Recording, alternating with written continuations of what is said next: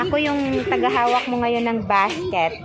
Kasi ikaw ang maraming pera. Sige na, go madam. Saan tayo next? Pak. Sige na madam. Saan na next madam? Pak.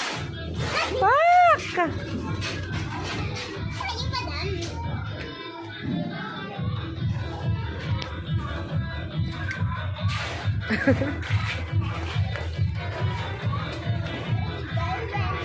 Dito tayo madam. Dito madam kasi nga ang...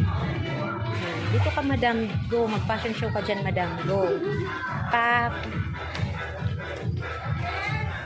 Ayan madam. Nandyan pala madam ang hinahanap mong mga pitaka para paglagyan mo ng iyong mga kayamanan madam.